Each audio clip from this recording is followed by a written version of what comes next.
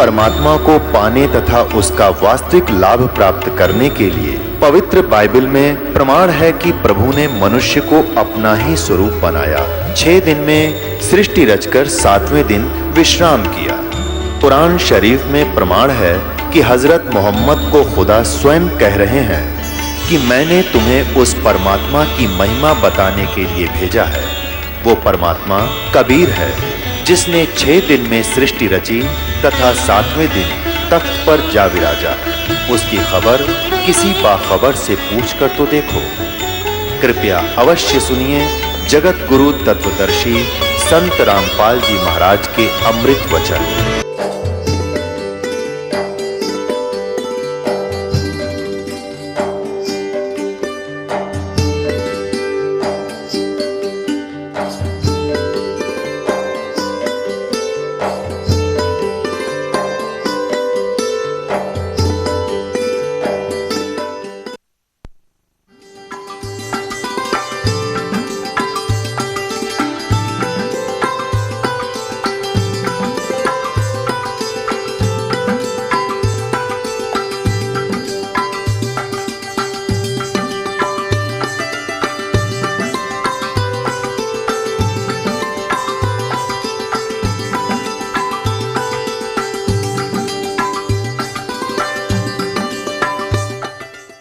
अब देखो गीता जी के अध्याय नंबर 7 के अब 19वां श्लोक देखो,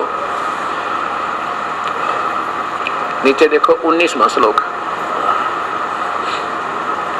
अब देखो संस्कृत पढ़ो अच्छी तरह, बड़ी प्यार से समझ पाओगे। कहते बहु नाम जन्मानाम अंते ज्ञानवान माम प्रपद्यते। बहुत से जन्मों के अंत वाले जन्म में कोई बुद्धिमान बहुत ही ज्ञानवान यानी ज्ञानी आत्मा ब्रह्म तक साधना को शुरू करते हैं। और फिर देखो वासुदेव सर्वमिति, वासुदेव ही सब कुछ है ये बताने वाला सहमात्मा सो दुर्लभ है। वासुदेव ही सब कुछ है। वासुदेव माने सर्वव्यापक कुल कंट्रोलर, सारी सृष्टि का मालिक, वो पूर्ण ब्रह्म ही सब कुछ है ये बताने वाला संत सो दुर्लभ है, बड़ी मुश्किल तो मिलेगा। वासुदेव सर्वम यानी वो वासुदेव कोई और तीसरे नंबर का पूर्ण ब्रह्म सतपुरुष ही सब कुछ है, वही तीनों लोकों में प्रवेश करके सबका धारण पोषण करता है ये बताने वाला संत तो बड़ी मुश्किल तो मिलेगा। अब ये बताया कैसे, फिर देखो इसी 15वें अध्याय का एक बार फिर 2 श्लोक देखिएगा, 16 और 17 नंबर। कितना बढ़िया विवरण दिया उसमें। क्या कहा है कि इस संसार में 2 भगवान बताए अर्जुन। कौन कौन से? एक क्षर पुरुष और एक अक्षर पुरुष। क्षर पुरुष माने नाशवान भगवान, क्षर पुरुष मीन नाशवान, अक्षर पुरुष माने अविनाशी। अब जैसे एक तो चीनी का कप हो मिट्टी का, उसका तो सर्वविदित है कि गिरते टूटेगा, टूटते फूटेगा, गिरते ही फूट जाएगा, वो तो क्षर यानी नाशवान है। और अक्षर जैसे स्टील का कप हो, वो अविनाशी धातु है यानी स्थायी धातु है, लेकिन वो भी पूर्ण स्थायी नहीं, क्योंकि उसका भी विनाश होगा, जंग लगेगा, कभी ना कभी चला गया 100 वर्ष में उसकी मिट्टी बनेगी। और तीसरी धातु समझो सोना, उसका अस्तित्व इन स्थितियों से खराब नहीं होगा। ऐसे बताया कि 3 परमात्मा है अर्जुन। एक तो क्षर पुरुष अपने बारे में बता रहा है, और एक अक्षर पुरुष। अक्षर पुरुष माने अविनाशी यानी परब्रह्म, लेकिन ये वास्तव में अविनाशी नहीं है, लगे अविनाशी जैसा ही है, क्योंकि इसके लोक और इसके लोक में जो परब्रह्म के लोक में प्राणी हैं उनकी आयु बहुत लंबी चौड़ी है। यहाँ के तो ब्रह्म भी मर जाता है तब तो वहाँ के प्राणियों की मृत्यु फिर भी नहीं होती उनकी भी है, लेकिन बहुत लंबी आयु है, इसलिए इसको भी अविनाशी कहा है। लेकिन वास्तव अविनाशी तो वो तीसरे नंबर का है, और वही तीनों लोकों में प्रवेश करके सबका धारण पोषण करता, वो वासुदेव है। अब देखो ये पहले ये चित्र फिर देखना होगा। ये दो श्लोक है ना गीता जी के 15वें अध्याय के 16 और 17, ये सारा निर्णय दे देंगे। इसमें क्या कहा है कि ये स्थिति है पूरे परमात्मा सब ब्रह्मांडों की। ये तो है क्षर पुरुष, ये ज्योति निरंजन काल ब्रह्म, इसके तो लोक में जितने जीवात्मा हैं, चाहे वो जीवात्मा रूप में है चाहे स्थूल शरीरधारी, वो तो शीघ्र उनके स्थूल शरीर नाशवान है और जीवात्मा अविनाशी है। और इसी प्रकार ये परब्रह्म है, ये तो क्षर पुरुष, ये अक्षर पुरुष, ये ब्रह्म, ये परब्रह्म। और इस अक्षर पुरुष के लोक में भी ऐसा ही है, इसमें भी जीवात्मा का स्थूल शरीर नाशवान है, जीवात्मा अविनाशी। ऐसी स्थिति इन दोनों में, लेकिन यहाँ तीसरे में ऐसा नहीं है। जब हम यहाँ चले जाएंगे फिर हमारा शरीर अजरो अमर हो जाएगा, सदा के लिए अविनाशी हो जाएंगे, फिर जन्म मृत्यु नहीं होगी। ये भगवान भी अविनाशी, इसके प्राणी भी, यहाँ की आत्मा जीवात्मा, वह मनुष्य जैसा शरीर अपना, और इस भगवान का भी मनुष्य जैसा ही शरीर है सतपुरुष का, वो निराकार नहीं है। ये गलत बता रहे थे अभी तक, आपको प्रमाण दूंगा सब चारों धर्मों के पवित्र शास्त्रों में आपके सामने प्रमाण दिया जाएगा, परमात्मा सतपुरुष निराकार नहीं है। इन्होंने देखा न बाला, वैसे तुक्के मारेंगे। अब यहाँ देखो, अब ये क्षर पुरुष, ये अक्षर पुरुष और ये परम अक्षर पुरुष, ये पूर्ण ब्रह्म सतपुरुष, ये काल, ये परब्रह्म और ये पूर्ण ब्रह्म, ये सतपुरुष। अब ये स्थिति गीता जी क्लियर करेगी आपके सामने, देखना। अब देखो इस पवित्र गीता में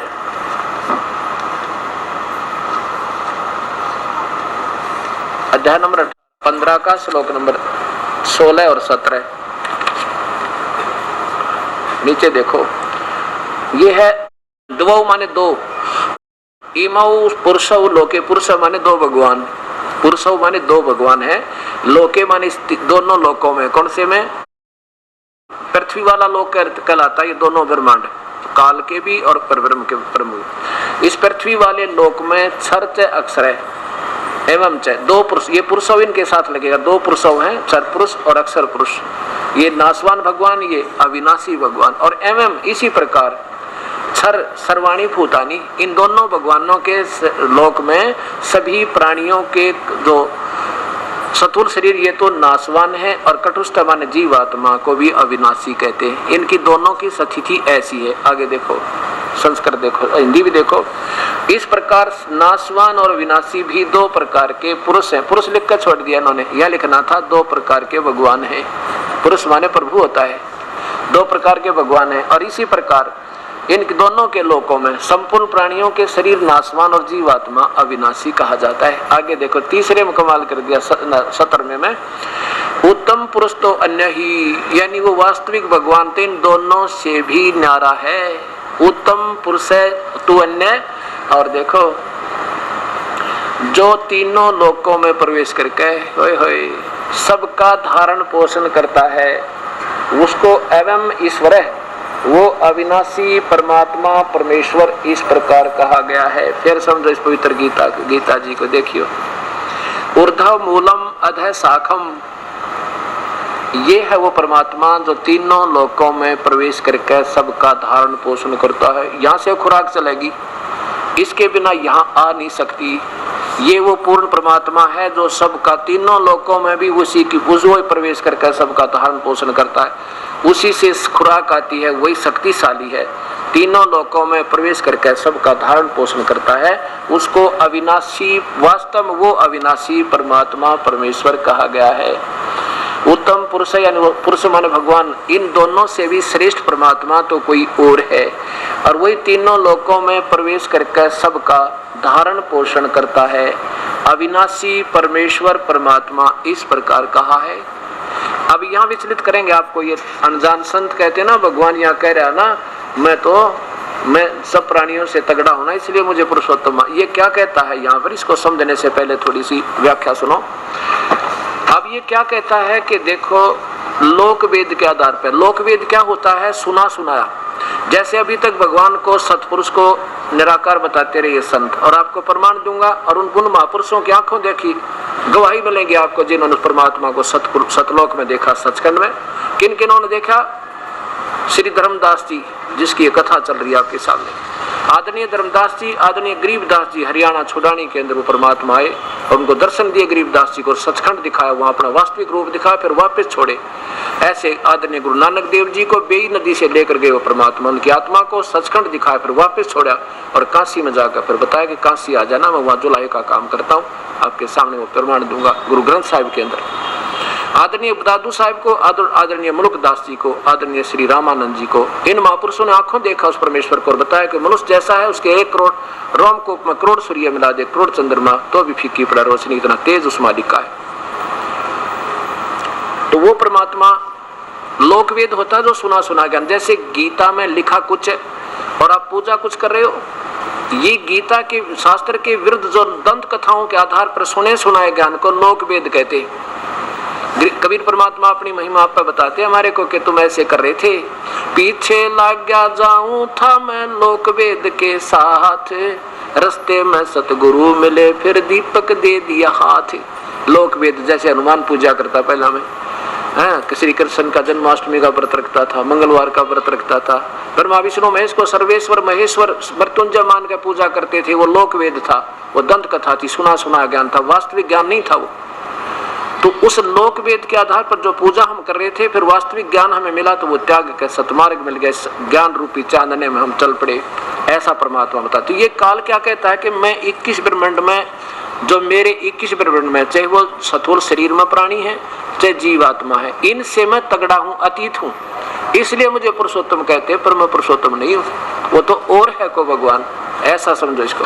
देखो मुख्यमंत्री कहेगा भी ठीक है, मेरे मुख्यमंत्री के प्रांत में तो मैं तगड़ा हूँ पर सुप्रीम पावर नहीं हूँ मैं, वो तो कोई और है, ऐसा समझो। ये आज तो पढ़े लिखे बहन बेटी भाई बुजुर्ग सब जवान नौजवान बच्चे शिक्षित हैं, 2 मिनट में समझ में आओगे, अभी तक हमें कोई बताने वाला नहीं मिला था ज्ञान, इस तरह भी लिखा इसमें। हम वैसे इसको तो जैसा फाइनल करके बैठ के जो ज्ञान हमें मिल रहा सही है। यहाँ देखो उस 15वें अध्याय का 18वां श्लोक, 17वां आपने सुन लिया, 18वें में क्या लिखा है, क्योंकि मैं युकाल बोला ब्रह्म, मैं तो नाशवान जड़ वर्ग अक्षेत्र से, यानी चाहे सथुर शरीर में मेरे लोक में चाहे देव है, चाहे महादेव बड़ा, चाहे ब्रह्मा विष्णु में चाहे राजा रंग, इनसे भी और जीवात्मा से भी अतीत हूँ और अविनाशी जीवात्मा से भी उत्तम हूँ। इसलिए लोक में और इस वेद में, ये लोक वेद के आधार पर मैं पुरुषोत्तम प्रसिद्ध हूँ, लेकिन मैं पुरुषोत्तम नहीं हूँ। इसका सीधा सार्थ ये बने। अब हम फिर आते हैं 7वें अध्याय के 18वें श्लोक में, फिर आइए 19वें में कि बहु नाम जन्मानाम अंते ज्ञानवान माम प्रपद्यते। बहुत जन्म जन्म के कोई अच्छे पुराने एक जन्म माँ के पुण्यात्मा ज्ञानी आत्मा मेरी भक्ति करता ना, तो नीचे की भक्ति करते रहते हैं। और वासुदेव सर्वमिति स महात्मा सुदुर्लभ है, ये बताने वाला कि ये भी भगवान नहीं है ब्रह्म, वो तो पूर्ण परमात्मा कोई और है। वही वासुदेव माने सर्वव्यापक, कुल कंट्रोलर, कुल मालिक, सबका मालिक। सर्वव्यापक माने ना, वासुदेव माने सबका मालिक। सबका मालिक कौन हुआ फिर? ब्रह्मा विष्णु महेश एक ब्रह्मांड में व्यापक है, वो सर्वव्यापक नहीं है। ये देखो व्यापक माने उनकी सत्ता।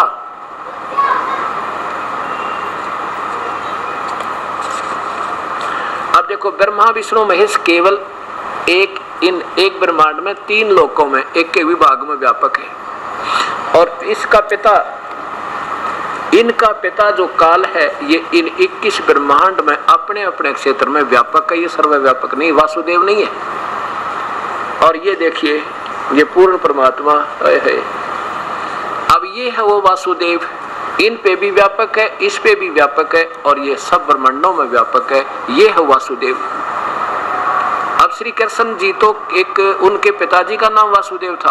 अब देखिएगा, अब जैसे भगवान श्री कृष्ण विष्णु के अवतार थे और श्री कृष्ण जी के पिता का नाम वासुदेव था। वो वेदों में जैसे आजकल कृष्ण नाम रख लेते हैं, तो ये कृष्ण वो थोड़ा है जिसने कंस मारा था। आज वाले जो कृष्ण नाम रख लिए वो तो उनकी उपमा सुनकर अपने बच्चों के अच्छे नाम समझ कर रख लिए। ऐसे वासुदेव वेदों में वर्णन है, उस वेदों के आधार पर उन महापुरुषों ने उन बच्चों के नाम रख दिए। वासुदेव उनके पिता का नाम था, और वासुदेव श्री कृष्ण नहीं है। अब यह क्या बताया है कि वासुदेव सर्वमिति स महात्मा सुदुर्लभ है। कोई ये बताओगा ना भाई वो वासुदेव है ना, वो है सब कुछ, ऐसा संत तुझे बड़ी मुश्किल से मिलेगा। एक पंजाब का रहने वाला राम राय एक बहुत बड़ा जमींदार था। उनका जैसे गांव में एक और नाम रख लेते हैं, झुमकरा नाम भी था उसका, उर्फ राम राय उर्फ झुमकरा। आज से लगभग ये 300 पौने 300 वर्ष पहले की बात। उसमें सिखों में कोई नाम ऐसे, सब नाम ऐसे थे, कृपाराम, राधे श्याम, सीताराम, इस तरह के, राम राय, क्योंकि हमारे पूर्वज, पीछे चलिए आप जितना भी पीछे जाओ, हम तो अभी बुद्धि इतनी सीमित होगी, इससे आगे जो सोच ही नहीं सकते।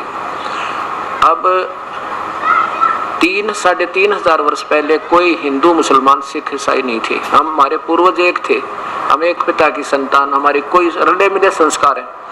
उसके बाद आदम जी से के बाद काफी समय उपरांत ईसाई धर्म की स्थापना हुई, उसके बाद मुसलमान धर्म बना, और फिर हिंदू धर्म से ही सिख धर्म बन गया। वो भी 10वें गुरु गोविंद सिंह जी के सामने कोई ऐसी स्थिति आ गई थी, मुसीबत आ गई थी कि मुसलमान जबरदस्ती हिंदुओं को मुसलमान बना रहे थे। वो क्यों बना रहे थे? अब देखो, हर चीज का कुछ ना कुछ वो होता। उन्हें मुसलमान बना के मिल रहा था, के लाभ था उनको, ये उन्होंने ये सोच रखा था, उनकी कुरान शरीफ में यही लिखा है, जो गीता में लिखा है, कि और देवताओं की पूजा करने वालों को काफिर बताया है। और उन्होंने हजरत मोहम्मद जी को जबरदस्ती, इस काल के एक फरिश्ता जबरील ना आके जबरदस्ती इस काल का ज्ञान भर दिया उसमें। आपको दिखाऊंगा, कल शाम को देखना, पूरी हजरत मोहम्मद की जीवन परिचय दिखाऊंगा आपको। और वो काल, वो कौन था? ये काल का भेजा हुआ फरिश्ता था। तो हजरत मोहम्मद भी वही ब्रह्म तक का पुजारी, और उन्होंने ये सोच लिया कि हम जो पूजा कर रहे हैं ये सही है, हमने देवताओं की पूजा त्याग दी, और ये हिंदू भोली आत्मा ये और पूजा करती देवताओं की, और ये गलत है। वो सोचे थे नहीं थे भी कोई अच्छा काम तो जबरदस्ती भी करवा दे, वो भी अच्छा है, ये जाएंगे नरक में। और वो अपनी पूजा को अच्छा मान रहे थे। अब पता लगा वो भी पूजा काल तक की कर रहे थे, उनकी अच्छी नहीं थी, और वो मांस खावे। वो हजरत मोहम्मद जी ने कभी मांस नहीं खाया, ये तो इनकी बनावटी बातें हैं, आपको दिखाऊंगा प्रमाण। अब तो बाद में बिगड़ गया कहानी। तो कहने का भाव दास का ये है कि जबरदस्ती हिंदुओं से मुसलमान बनाए जा रहे थे। तो गुरु गोविंद सिंह ने ये कहा भी तुम जबरदस्ती मत करो, तुम अपना ज्ञान दो और हिंदू अपना दे। जिसने सिलेक्ट अच्छा लगे अपने, ये तो अपनी इच्छा का मार्ग है, लेकिन वो अपनी आदत से बाज नहीं आए, तो फिर एक मजबूरी बन गई थी, एक सेना बनाई थी। वो तो बाद में फिर सिख एक वैसे अनुयायियों को सिख कहने लगे, फिर ये मजहब के रूप धारण कर दिया। तो कहने का भाव दास का ये है, अगर हम पीछे जाएं तो हमारा कोई भी मजहब नहीं था। तो कहने का भाव ये हमारा कि राम राय नाम का वो एक वासियर गांव है लुधियाना के पास, वहां का रहने वाला, और उसमें कबीर परमात्मा छुडानी में गरीबदास नाम के एक महापुरुष हुए। उनका जमींदार घर में जन्म था, और जब वो 10 वर्ष के गाय चराने गए हुए थे तो सतलोक तय सचखंड से वो परमेश्वर आए थे। जैसे गुरु नानक देव जी को मिले थे ऐसे इनको मिले खेतों में। इनकी आत्मा निकाल कर ले गए थे, ये तो मृत समझ लिया था गरीबदास जी को, और इसको शमशान घाट पर चिता पर रख दिया गया था। फिर वापस शरीर में आत्मा छोड़ी थी परमेश्वर ने, सब ब्रह्मांड दिखा के। तो उसके बाद ये सदग्रंथ जो चल रहा है ये सामने, उस गरीबदास जी का आंखों देखा ये गुरु ग्रंथ, ये सदग्रंथ का पाठ चल रहा है। ये गरीबदास जी की आंखों देखी सारी व्याख्या, जैसे गुरु नानक देव जी ने आंखों देखा, उसके बाद महला पहला की वाणी बिल्कुल ज्यों की तो है जो कबीर परमात्मा ने स्वयं अपनी बताई। वही गीता से मिलती है, वही वेदों से मिलती है, कुरान शरीफ से मिलती है, पवित्र बाइबल से मिलती है। अब तो गरीबदास जी का कोई शिष्य था, उसने उधर जाना पड़ गया पंजाब में। सुबह सुबह बैठ के तालाब के किनारे और वाणी पढ़ रहा था, ये गरीबदास जी की आंखों देखी वाणी परमेश्वर वाली। उस राम राय ने देखा भी बहुत प्यारी वाणी, क्योंकि ये लोग वाणी के बड़े जो ना इनको कसक है, पर पहले से 10 गुरुओं ने बड़ी मेहनत की उस क्षेत्र में, परमात्मा पर आश्रित किया हुआ इन लोगों को। लेकिन अब इनके पास ज्ञान बिल्कुल नहीं है, सारा शास्त्र के विरुद्ध साधना कर रहे हैं ये। तो उसने जब वो वाणी पढ़ी तो उसके पास ही बैठ गया, इतना प्यार से सुनता रहा, आंखों में पानी आने लग गया उस राम राय के। जब उस क्योंकि हम एक सुबह जप जी साहिब जैसे होती है ना, ऐसे हमने ये पवित्र शास्त्र से कुछ वाणियां निकाल के सुबह के नित्य बना रखे हैं, हम भी पाठ करते हैं और कराते हैं। तो सुबह सुबह वाणी पढ़ रहा था, जब उसने पूर्ण अपना कर लिया वो पाठ, तब राम राय ने कहा कि मगत आत्मा ये किस महापुरुष की वाणी है, तो बिल्कुल आत्मा को खींच रही है। तो उसने बताया हमारे गुरुदेव की वाणी है। क्या ये महापुरुष अब जीव शरीर में है क्या? उस राम राय ने पूछा। खान जी अभी शरीर में है, पूरा पता ले लिया कहाँ है कि संत के दर्शन करते हैं, कहते हैं कि जिन मिलते सुख उपजय और मिटते कोटि उपाद, भवन चतुर्दश ढूंढिए वो परम से नहीं साध। जिन संतों के दर्शन मात्र का आनंद हो, सत्ज्ञान प्राप्त हो, ऐसे संतों को कहते कहीं मिल जाए उनके दर्शन अवश्य कीजिए।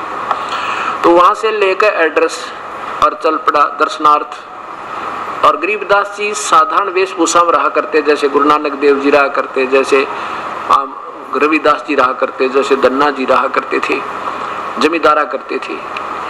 अब राम राय के मन में ये थी कि साधु है तो कोई दोने दाने पर बैठा होगा, या गले में कंठी माला मुला डाल रखी होंगी, दाढ़ी केस बढ़ा रखे होंगे, कोई चमटा वमटा ले रखा होगा। वो अपनी सोच से ऐसा सोचकर चला। अब जब गांव में पहुंचा, गांव वाले से पूछा, भाई गरीबदास महाराज से मिलना है, गरीबदास नाम। और गांव वाले वो वहां के भांजे थे, गरीबदास जी अपने नानके में रहा करते। वो कहने लगे, भाई गांव यहाँ तो कोई गरीबदास महाराज है नहीं। एक ने बताया, भी मैं बताता हूँ कि सामने चले जाओ, वो सामने उनका मकान है, वहां जाइए। वहां पहुंचे तो उनसे पता लगा कि महाराज जी तो खेतों में गए हैं। सुबह सुबह की बात, 8-9 बजे गर्मियों के दिन। तो उन्हें पूछा, भी कितनी देर में आएंगे महापुरुष? कहने लगे, जी के पता, आना होता बाजा मौज मालिक की, आना होता शाम तक नहीं आते। वो बैठ जाते, वहाँ रेट है उनका, झोपड़ी डली है, बहुत बढ़िया वृक्ष है। तो राम राय ने सोचा, इतनी दूर 300 किलोमीटर आ गया हूँ, 10 कदम और रखता हूँ, ढूंढ लेता हूँ संत को। पता ले लिया कहाँ से होंगे कि सीधा रास्ते चले जाना, आगे एक रेट है सड़क के रास्ते के ऊपर ही, और एक वृक्ष है उसके नीचे झोपड़ी सी, वहां भी बैठ जाते हैं। काफी देर वहां पहुंचे, चल दिए। तो रास्ते में गरीबदास जी पशुओं का चारा सिर पर लेकर आ रहे थे, ऐसे थोड़ा सा। अब राम राय ने पूछा उस परमात्मा से, कहने लगे, भाई मैंने गरीबदास जी से महाराज से मिलना है, वो कहाँ से है उनका स्थान? अब वो तो अंतर्यामी थे, उन्हें सोचा अगर मैं कह दूंगा ना मैं हूँ गरीबदास, तो ये वापस हो लेगा, बात भी नहीं करे मेरे थे। क्योंकि उसने सोच रखा कि साधु तो पता नहीं कैसे होते हैं। तो गरीबदास जी कहने लगे, आजा भक्तात्मा मेरे साथ आजा, मैं मिलाऊंगा आपको उनसे, आजा मेरे साथ। वापस कर दिए। अब जब पहुंचे गरीबदास जी अपने मकान पे, तो वहां आसपास गांव के काफी लोग इकट्ठे हो गए, 10-12 आ जाते थे सेवक। किसी ने उनका वो चारा पकड़ा, वो जो सर पे रखा हुआ था पशुओं का चारा, वो उतार दिया। फिर कोई कहने लगा, अभी नहाऊंगा, स्नान करूंगा। कोई पानी लाया, किसी ने पटड़ा डाला, कोई कपड़े लाया, दंडवत प्रणाम किया। राम राय ने पूछा, भाई ये कौन है? तो वो कहने लगे, ये हमारे गुरुदेव हैं। क्या नाम है? गरीबदास जी। अब माथे पात रख कर बैठ गया उधर राम राय तय कि इतनी दूर आया और ये महाराज जी पाया है। महाराज जी के एक लक्षण भी कौन, इसमें तो नहीं है। अपने मन में इतना तंग हो गया कि देख एक मूर्ख के कहने से चल पड़ा और कहाँ आके खड़ा हो गया, खोदा पाड़ने के लिए चुया। ऐसे समझ उसमें बैठ गया। गरीबदास जी स्नान करने लगे। तो स्नान करके फिर क्या, धोती बांधते हरियाणा में उस साइड में ज्यादा, तो धोती का एक बेल्ट बना लेते कपड़े की, उसके ऊपर के बांधने के लिए, ऐसे उसी का कोई हिस्सा होता थोड़ा। तो गरीबदास जी ने एक चोट लगी, ऐसा बहाना बना लिया कि झुमकरा एक बार आइए भाई मेरे पास। जब उसने झुमकरा कहा ना, जब तो कुछ तो चिंता हुई, मेरा ये नाम इनको कैसे मालूम। राम राय तो चलो मैंने बता दिया भाई। कहने लगे, झुमकरा इधर आ मेरे पास। कहा जी एक काम कर भाई, मेरी उंगली का चोट लगी, मेरे से आज ये धोती का जो है ना, ये बेल्ट नहीं बंध रहा, इसकी गांठ लगा दे। अब ऐसे गरीबदास जी के चारों तरफ के वो गांठ धोती बांध कर ऐसे करी ना, शरीर के अंदर से निकल कर वो धोती और उसका गांठ लगी ऐसे। राम राय ने सोचा उल्टा पल्ला पकड़ लिया, तो इन्हें इसका हिस्सा उल्टी गांठ लगी, अब के फिर लगाता हूँ। अब दूसरी बार फिर ऐसा ही चारों तरफ से लाके किया और गांठ लगाई, तो शरीर के अंदर से निकल गए गांठ धोती का लग जा। तीसरी बार फिर उन्हें सोचा भी जल्दी कर, कहीं तेरी ये बात क्या बिगड़ गई है, कैसे हो रहा है। जब तीसरी बार भी ऐसे जब हो गया, जब परमात्मा ने कहा, क्योंकि वो विष्णु जी के उपासक थे, राम राय जी विष्णु जी के 1 नंबर उपासक थे, तब वो सोच क्या रहा था कि मैं भी 800-900 बीघे का जमींदार हूँ, ये भी 1000-2000 बीघे का जमींदार मेरे जैसा ही, तो मैं कहाँ आके फंस गया, ऐसे मन में कल्पना थी। तब वो गरीबदास जी कहने लगे, झुमकरा मैं तो तेरे जैसा आदमी हूँ भाई, ये गांठ नहीं लग रही, क्या बात है तेरे से। जब ऊपर को देखा ना, विष्णु का रूप बन गया परमात्मा, चरणों में गिर गया, वो महापुरुष के चरणों में गिर गए, न बोले परमात्मा मुझे ज्ञान नहीं था। गरीबदास जी कहने लगे, नादान, तुमने संत की पहचान नहीं, तुम तो आडंबर से प्यार करते हो, उनके ज्ञान से नहीं। बैठ गए, 2 घंटे सत्संग सुनाया मालिक ने, वो सारी कहानी सुनाई सतलोक की, सचखंड की। कहते तुम गुरु ग्रंथ साहब के तुम निकट भी नहीं हो, जो उसमें वाणी लिखी है, आंखों देखा उस परमात्मा को, तुम निकट भी नहीं उसके। तो तब वो कहने लगा, सारी कथा सुनकर, ये सृष्टि रचना की, हम कौन है, कहाँ हैं, कैसे थे, क्या कैसे फंसे काल के जाल में। तब गीता जी के वह सुनाई कहानी। तब राम राय कहता है, परमेश्वर ये ज्ञान तो आज तक हमारे को किसी ने बताया नहीं, हे परमात्मा ये कहाँ छुपा था अभी तक। कहने लगे, भाई बताने वालों ने बताने की चेष्टा तो की, पर मानते नहीं आप लोग। जब गुरु नानक देव जी को परमात्मा के साक्षात्कार हुआ सतलोक में, और जब वापस आ गए, तो उनके माता पिता ने भी नहीं मानी उनकी कहानी को। अगर झूठ बोल रहे तू कि पागल हो गया क्या, तो ब्रह्मा विष्णु महेश से भी अलग बताता है क्या, उन्होंने भी नहीं माना उस परमेश्वर की बात, उस परमेश्वर की आंखों देखी कहानी को। लेकिन और मानने वालों ने माना, लेकिन बाद में ज्यादा मानते हैं, वर्तमान में कम मानते हैं। तब क्या बताया गरीबदास जी ने, क्यों नहीं आपके तक ये पहुंचा, पहले तो इनको ज्ञान नहीं जिनके तुम आश्रित हो बैठे। तत्व भेद कोई ना कह रे झूमकरा, ये पैसे ऊपर नाच सुनो राई झूमकरा।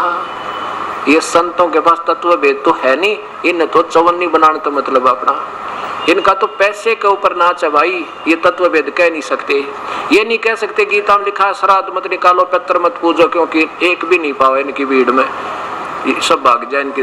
और दास यही बताएगा जो इसमें लिखा, चाहे 2 भी मत आओ, क्योंकि हमने परमात्मा से डर लगता है। एक लफ्ज भी नहीं कह सकता ये दास गलत, क्योंकि उसका सिर पर पंजाब ने। और एक दिन आपके दिखा दूंगा, ये सारा समाज सब एक हो जाएंगे, चाहे लगो चाहे 10 वर्ष लगो चाहे 20 वर्ष, जब सत्य ज्ञान सबके सामने आएगा। तो कहते हैं ये तत्व भेद कोई ना कह रहे झूमकरा, ये पैसे ऊपर ना सुनो रहे झूमकरा। और फिर यही बाणी बोली जो गीता में लिखा है, करोड़ों में कोई है नहीं रे झूमकरा, अरबों में कोई गर्क सुनो रे झूमकरा।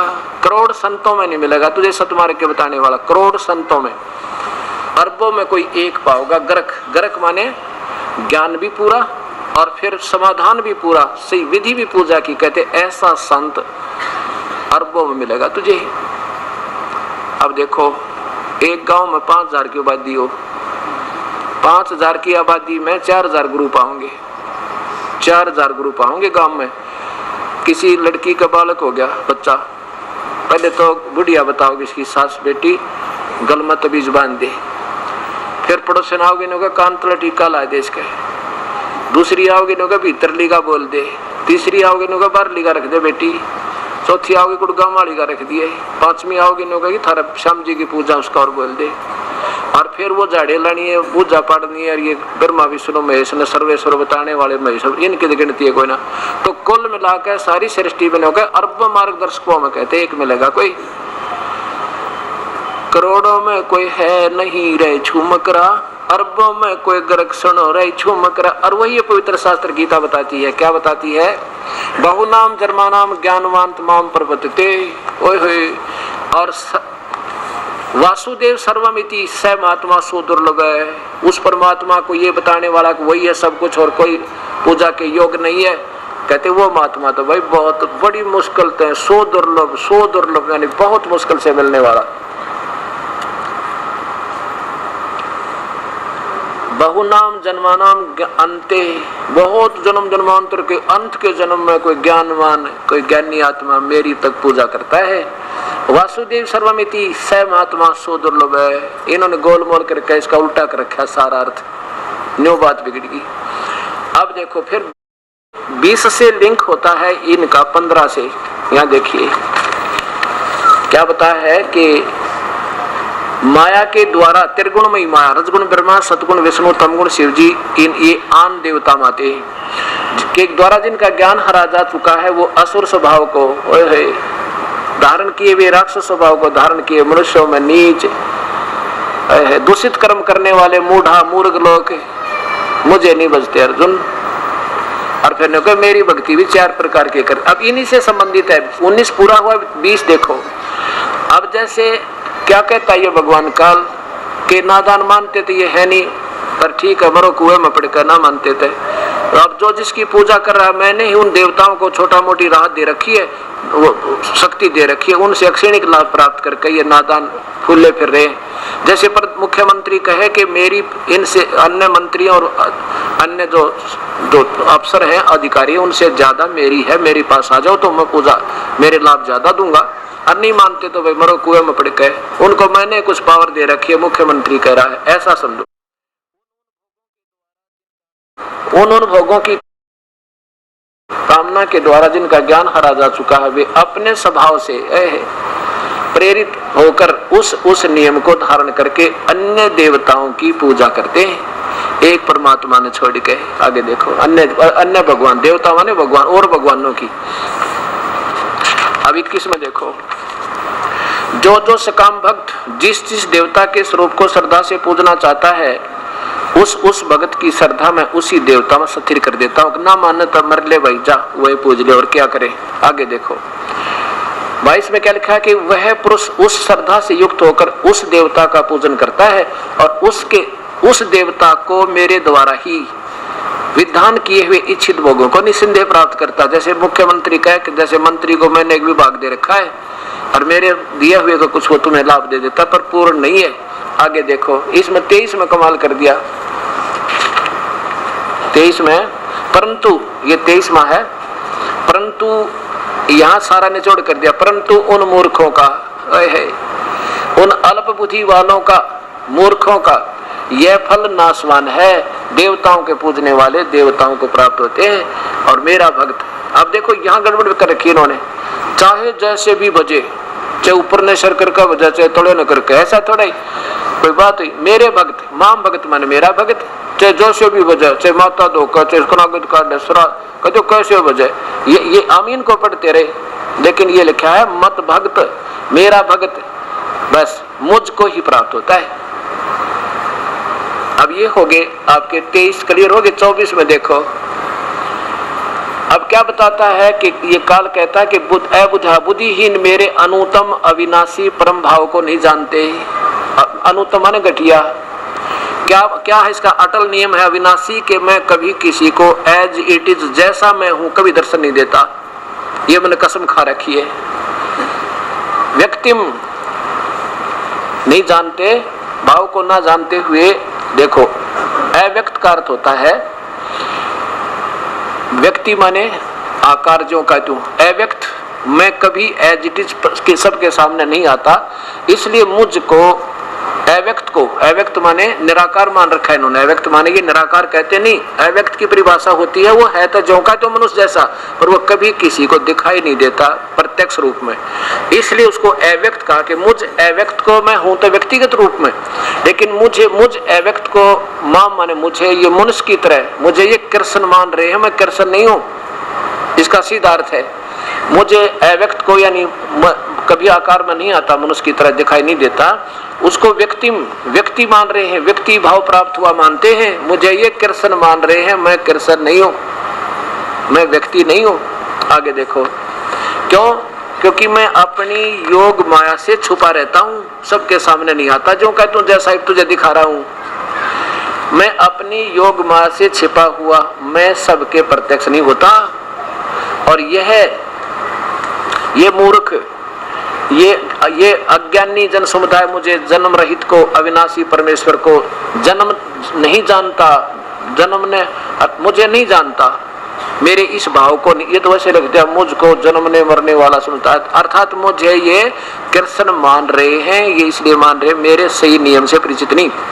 आगे देखो 26 में, अर्जुन पूर्व बीते हुए को और वर्तमान में सतीत सब आगे होने वाले और सब भूतों को, प्राणियों को मैं जानता हूं, परंतु मुझे कोई भी नहीं जानता। सब ये तो वैसे लगे, कोई नहीं जानता। जैसे ही पिता की उत्पत्ति ने बच्चा के जाने, और पिता बच्चे की उत्पत्ति बता दे, उसका जन्मदिन, डेट ऑफ बर्थ बता दे, सारी कहानी बता दे। अब जैसे काल से 21 ब्रह्मांड में उत्पत्ति दुर्गा और काल से हुई, अब ये कहता मैं सबकी जानता हूं, पर मेरी उत्पत्ति को कोई नहीं जानता। इसका मतलब उत्पन्न तो हुआ। ये भी कल कहानी सुनाऊंगा आपको, सृष्टि रचना दाना दाना गिनवा कर वेदों में प्रमाण दूंगा आपको। ये काल की उत्पत्ति पूर्ण परमात्मा ब्रह्म, पूर्ण ब्रह्म से हुई। आगे देखो, अब 26 संध्या 27 देखो, ये 3 श्लोक सुना के फिर 8वें अध्याय के आपको 10 श्लोक सुना कर आज का सत्संग समापन होगा। ये सारा कुछ कोई नो ना सोचा ये महाराज जी तो अपने अपनी समझ में आते वो श्लोक सेलेक्ट कर लेते हैं इसलिए सुना, नहीं, अब कंटिन्यू सुना रहा हूं आपको और एक एक आपके सामने हृदय में पहुंच जाएगी ये कहानी। देखिए अब इसमें 27वां हो गया, 28वां देखो, 26 सुन लिया आपने, 27 देखो, 27। हे अर्जुन, भारतवंशी अर्जुन, संसार में इच्छा और द्वेष से उत्पन्न सुख दुख आदि द्वंद्व मोह से असंपूर्ण प्राणी अत्यंत अज्ञानता को प्राप्त हो रहा। आगे देखो 28 में, परंतु निष्काम भाव से श्रेष्ठ कर्मों का आचरण करने वाले जिन पुरुषों के पाप नष्ट हो गए, यानी सत भक्ति करेंगे उनके पाप नष्ट हो जाएंगे, तो वो राग द्वेष जनित द्वंद्व रूप मोह से मुक्त दृढ़ निश्चयी भक्त मुझे भजते हैं।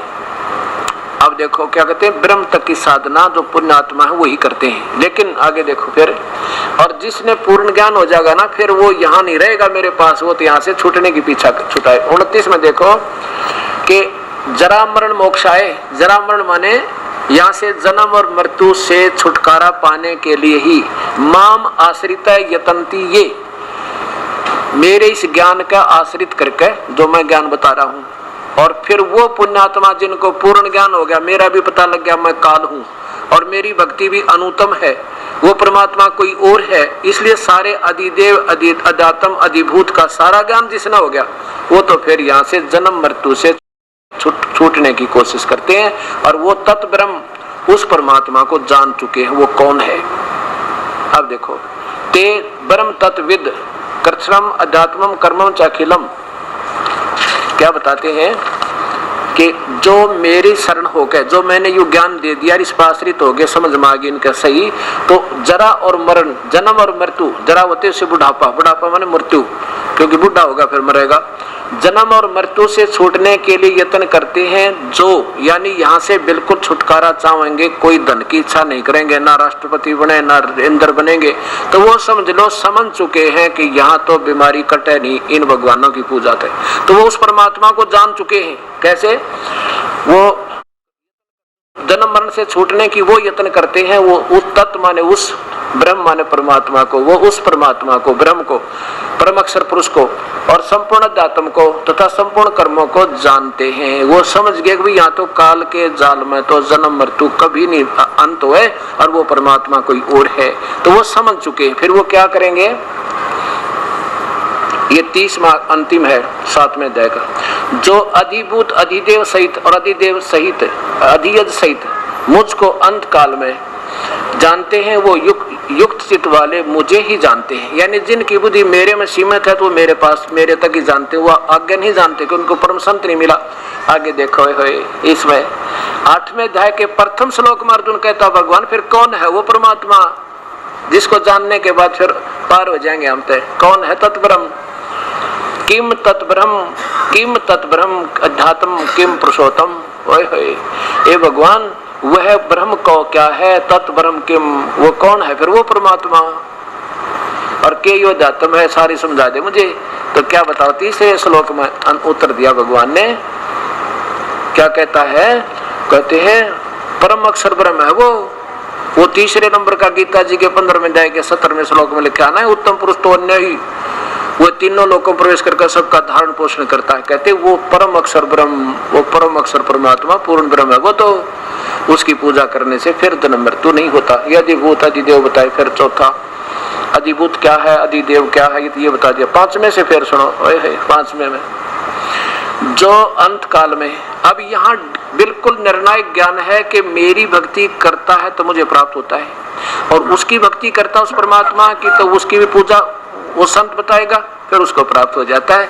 2 कति निर्णायक ज्ञान देखना। 5वें में जो अंत काल में मुझे ही समन करता हुआ शरीर त्याग कर जाता है, वह मेरे, देखो मद भाव माने मेरे पर भावित रहता है। मेरे साक्षात रूप को नहीं, क्योंकि ये तो दिखाई नहीं देता, कसम खा रखी इसने। मद भाव माने मेरे भावना में भावित रहता है, बस मेरे पर आश्रित रहता है और इसमें संशय नहीं, वो मुझे प्राप्त होता है। यानी मेरी भावना में आश्रित रहेगा तो मेरे पास है। आगे देखो, संशय नहीं। इसमें छठा, एक कुंती पुत्र, ये नियम है अंत काल में जिस जिस भाव से जो समन करता हुआ शरीर त्यागता है, मेरी पूजा करता हुआ तो मेरे पास आओगा, उसकी पूजा करेगा तो उसके पास जाएगा, त्याग करता है तो उसको प्राप्त होता है, क्योंकि वह सदा उसी भाव में भावित रहता है। ये देखो, तद भाव भावितम, वहां मत भाव मान मेरे भाव में भावित रहता है, और जो जिसकी भक्ति करता है अंत समय में उसी पर आसक्त होता है तो उसी के पास चला जाता है। आगे देखिए, अब सातवें में क्या कहा कि मेरी शरण में अगर रहना ना, तो इसलिए अर्जुन सब समय में निरंतर मेरा स्मरण भी कर और युद्ध भी कर, इससे और अर्पण किए हुए मन बुद्धि युक्त होकर निसंदेह मुझे ही प्राप्त होगा। मेरी भक्ति करता हो तो युद्ध करना पड़ेगा, भक्ति भी करता रहे और युद्ध भी करता रहे। आगे देखो, तो मुझे प्राप्त होगा। आठवें में कमाल कर दिया, हे पार्थ, ये नियम है कि परमेश्वर वाली पूर्ण परमात्मा के परमेश्वर के ध्यान के अभ्यास रूप से योग युक्त जो संत जो आएगा ना, वो बताओगा कैसी भक्ति है, अभ्यास योग युक्त। हम बताएंगे कैसा वो अभ्यास उसका। और दूसरी ओर ना जाने वाले चित्त से और किसी देवी देवता और पूजा में विचलित नहीं होए, निरंतर चिंतन करता हुआ परम प्रकाश दिव्य पुरुष अर्थात परमेश्वर को ही प्राप्त होता है। उस परमात्मा की भक्ति करने वाला उस संत से नाम लेकर तो उसी को प्राप्त होता है। और मेरी भक्ति करनी है तो मुझे प्राप्त होगा, तो श्रमण भी कर, युद्ध कर। 9 में देखो, जो सर्वज्ञ अनादि सबका नियंता सूक्ष्म से अति सूक्ष्म सबके धारण पोषण करने वाला वो तीसरे नंबर का भगवान अचिंत स्वरूप सूर्य के सदृश नित्य चेतन प्रकाश रूप और अविद्या से अति परे सच्चिदानंद परमेश्वर का स्मरण करता है, उस परमेश्वर का स्मरण करता है ना। तो अब देखो, वह भक्ति युक्त पुण्यात्मा अंत काल में योग बल से यानी भक्ति की कमाई भरकुटी के माध्यम में प्राणों को अच्छी प्रकार स्थापित करके फिर निश्चल मन से स्मरण करता हुआ उस दिव्य परम पुरुष को ही प्राप्त होता है। ओए होए, कितना निर्मल ज्ञान है परमात्मा कि मेरी भक्ति करने वाला मेरे पास रहेगा और उसकी भक्ति करने वाला उस परम पिता परमात्मा के पास ही जाएगा। आगे देखो, आगे बताया है 8वें अध्याय के 16वें श्लोक में कि ये ब्रह्मलोक पर्यंत सभी विनाश में आते हैं। ब्रह्मलोक से जैसे अभी दिखाया था आपने एक ब्रह्मांड में।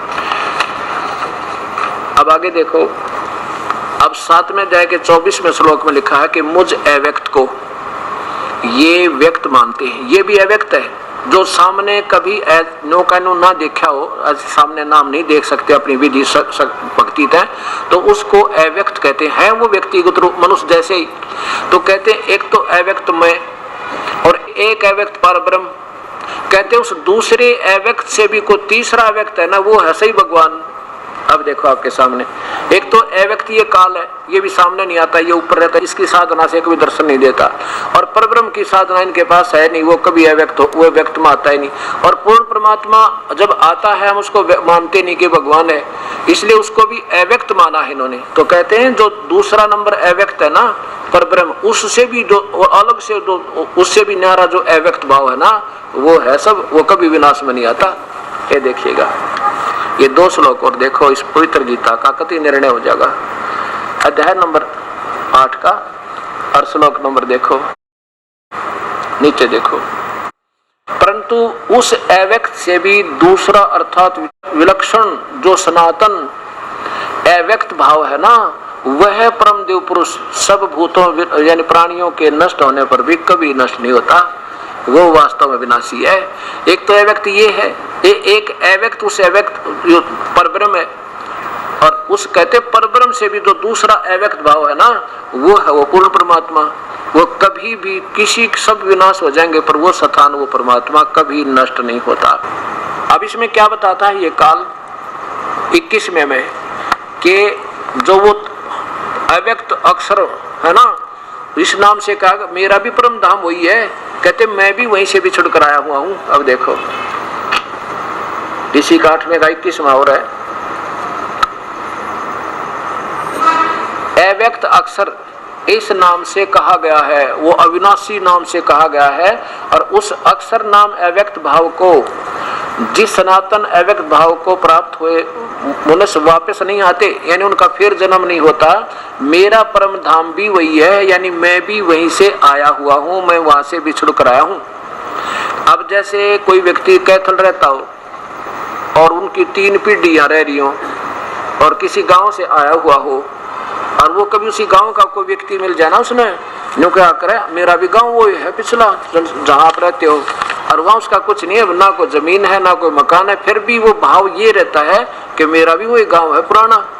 ऐसे ये काल भी वही सतलोक से बिछुड़कर आया हुआ है, इसको निष्कासन मिला हुआ है।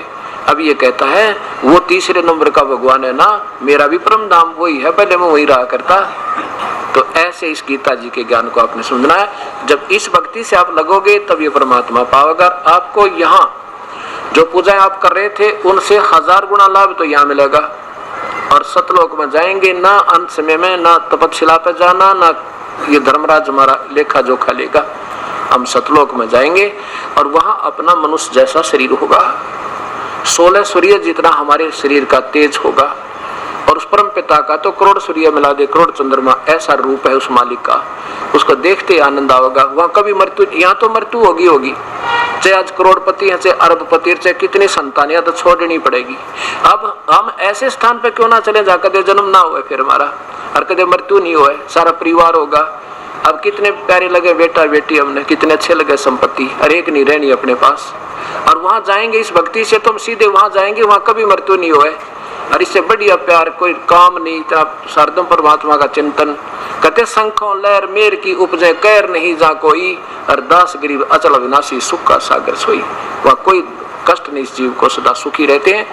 कहते वहां चलो, बोलो सतगुरुदेव की जय। परम पिता परमात्मा सारी सृष्टि के रचनहार, कुल मालिक, पूर्ण ब्रह्म सतपुरख, अकाल मूर्त श्री कबीर परमेश्वर, आदरणीय कबीर परमेश्वर अपने सतलोक सचखंड को त्याग कर इसके काल के लोक में आते हैं और अपने निज स्थान का स्वयं ही ज्ञान हमें कराते हैं। हमें ये याद दिलाते हैं कि तुम यहाँ के रहने वाले नहीं हो, आप सब मेरी संतान हो, मेरे बच्चे हो। तुम पहले सतलोक में रहा करते थे, सचखंड में रहा करते थे, और यहाँ इस काल के जाल में फंस गए हो अपनी नादानी के कारण। और फिर हमें याद दिलाते हैं कि तुम वहीं चलो जहां से तुम बिछड़े हो, जहां जाकर के आपको पूर्ण सुख होगा। और यहां तुम्हें कभी सुख नहीं हो सकता। क्या बताते हैं परमात्मा कि जब ये प्राणी मानव शरीर प्राप्त करता है, उसमें बचपन में जब ये होता है तो इसकी ये तमन्ना होती है कि जवान होकर अच्छा कोई कारोबार करूं या कोई ऊंच पोस्ट प्राप्त करूं, उसके लिए कोई शिक्षा ग्रहण करता है। फिर सोचता है संतान, शादी होगी, फिर संतान होगी, अपनी संतान को अच्छी शिक्षा दूं, इसको अच्छा रोजगार मिले, परमात्मा इसके ऊपर मेहर रखे। शादी भी हो जाती है, संतान भी हो जाते हैं। फिर मन में आती है परमात्मा इनका संतान हो, संतान का फिर संतान यानी पोते और पोतियां, दोहते और दोहतियां हमारे हों, हमारा वंश चले। वो भी कर्म आधार पर हो जाती हैं। फिर ये प्राणी सोचता है कि बस अब तो मेरा जीवन सफल हुआ, परमात्मा बेशक मुझे उठा ले। अब संतों के दृष्टिकोण से देखा जाए तो वो तो जीवन व्यर्थ हो गया, सफल नहीं हुआ। जैसे जो कुछ भी अपने जीवन में हमें प्राप्त होना है वो हमारे ही संस्कार हमारे पहले से निर्धारित होते हैं, और उसी के आधार पर संतान और फिर उसी के आधार पर रोजी और रोटी प्राप्त होती है। कोई ये सोचते कि मैं कर रहा हूँ, मेरे करने से होती है, मैंने मेहनत की तो शिक्षा ग्रहण की, शिक्षा ग्रहण करके मैं उच्च पोस्ट प्राप्त किया, आज मुझे सुख हुआ। या कोई सोचता है कि मैं अधिक मेहनत करता हूँ इसलिए मेरे पास धन घना हो गया। नहीं, ये आपकी भूल है। जो कुछ भी होना था परमात्मा ने पूरा निर्धारित करके आपके साथ भेज, अंकित करके आपके मस्तिष्क में भेज रखा है। उससे कम और ज्यादा नहीं हो सकता। कब तक नहीं हो सकता? जब तक हम परम पिता परमेश्वर पूर्ण ब्रह्म समर्थ की शरण में नहीं आएंगे, तब तक तो हमारा जीवन पिछले प्रारब्ध के आधार पर चलेगा। अब जैसे शादी होते ही विशेषकर बच्चों की एक तमन्ना होती है परमात्मा लड़का हो पहला। ये अपनी ही सोच से हमने लड़के और लड़की में इतना अंतर मान रखा है। हम लड़के को ज्यादा महत्व देते हैं। वैसे तो ऐसा नहीं होना चाहिए। हमने पुत्र और पुत्री को समान दृष्टि होनी चाहिए। प्रभु की रजा से लड़का हो चाहे लड़की, उसकी एक देन समझ के स्वीकार करना चाहिए, और कभी मन में ये भी नहीं आना चाहिए लड़के में और लड़की में अंतर है। लेकिन हम समाज में ऐसे में रह रहे हैं कि उनमें एक विशेष व्यवस्था आस्था यह बनी होती है कि लड़का हो, लेकिन लड़का ना होकर के लड़की हो जाती है। तो दूसरी फिर ये होता परमात्मा अब तो मेर करेंगे लड़का ही हो, और वो भी लड़की हो जाती है।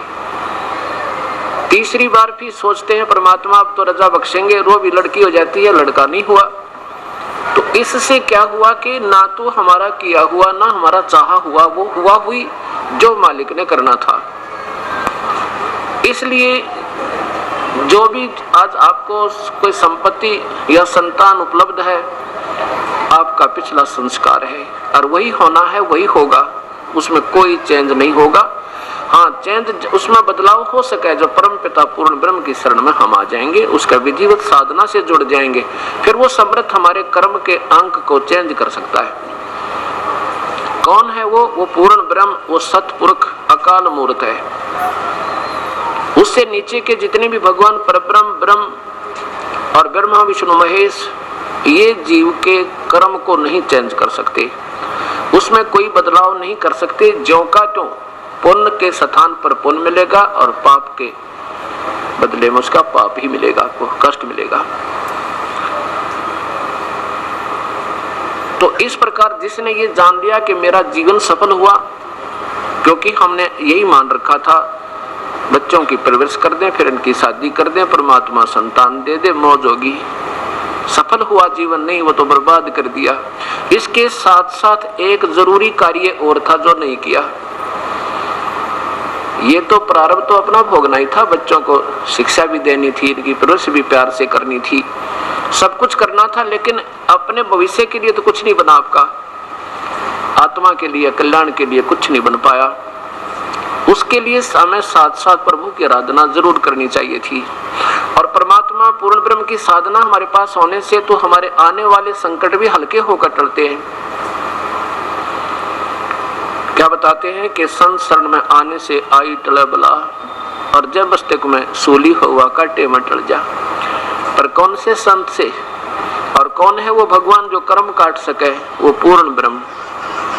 उस पूर्ण ब्रह्म के बिना अन्य जो साधना हम कर रहे हैं, वो तो कल के सत्संग में परसों के हम आपने सुन लिया, उससे इस जीव को कोई लाभ नहीं। खुद गीता जी में प्रमाण मिला कि तीनों गुणों रजगुण ब्रह्मा सतगुण विष्णु तमगुण शिव जी की उपासना करने वाले तो नादान बताए, और साथ में ब्रह्म जो गीता बोल रहा है वो कहता है कि मेरी पूजा भी अनुत्तम है, अच्छी नहीं है।